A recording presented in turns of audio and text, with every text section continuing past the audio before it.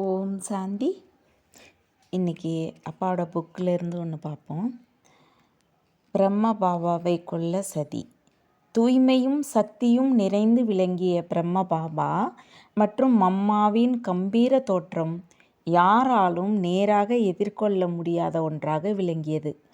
ஆனாலும் ஓம் மண்டலி இயங்காமல் அஸ்தபித்து விட வேண்டும் என்று கங்கணம் கட்டி கொண்டு இருந்தவர்கள் முடிவாக பிரம்மபாபாவை ஒழிப்பதுதான் ஒரே வழி என்று தீர்மானித்து அதற்கான முயற்சியில் இறங்கிவிட்டனர் என்று ஏற்கனவே அறிந்தோம். இவர்கள் பிரம்மபாபாவை கொலை செய்வதற்கு துணிச்சலும் அனுபவமும் உள்ள ஒருவனை தேடி மலைசாரலுக்கு சென்று விசாரிக்கலாயினர்.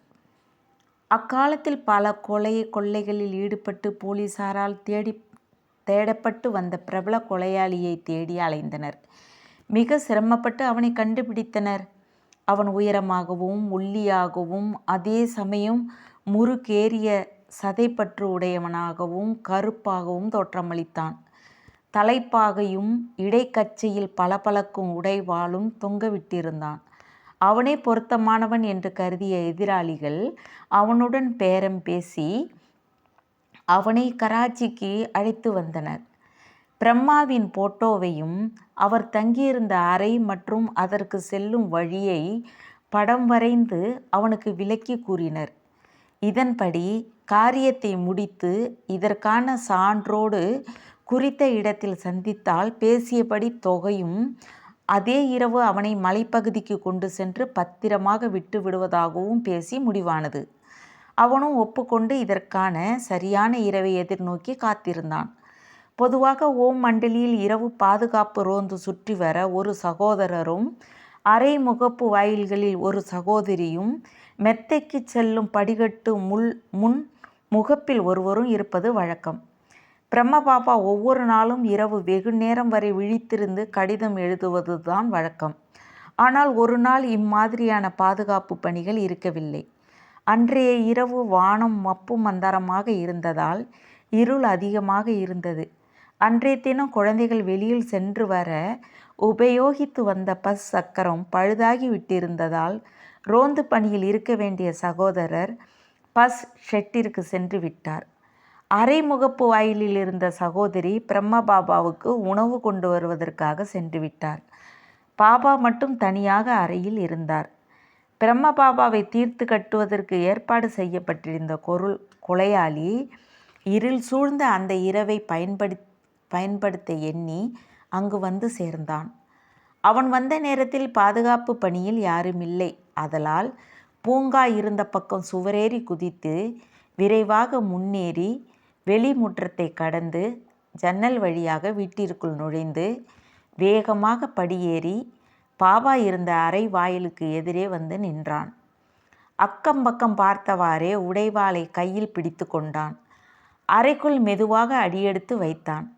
பாபா அப்பொழுது புதிதாக வெளியிடப்பட்டிருந்த புத்தகத்தில் சேர்ப்பதற்காக அன்றைய தினம் காலையில் சிவுபாபா அருளிய ஞான கருத்துக்களை சேகரித்து கொண்டு இருந்தார். கொலையாளி தான் வந்த காரியத்தை முடிப்பதற்கு சாதகமான சூழ்நிலை. அச்சமயத்தில் அங்கே அழையா விருந்தாளியாக நின்ற மனிதனை பாபா பார்த்தார்.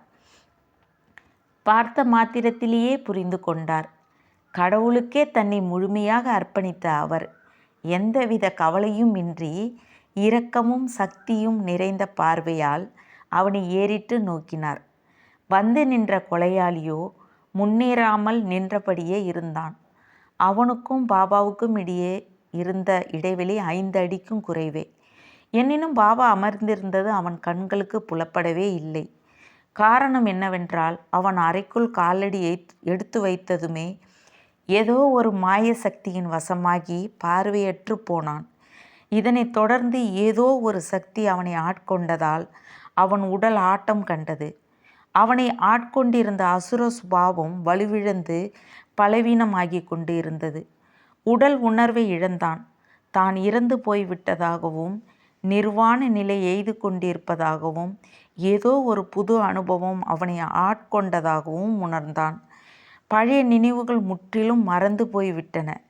திகில் அடைந்த அவன் கையில் இருந்த உடைவாள் கீழே விழுந்தது. மீண்டும் ஒரு உணர்வு.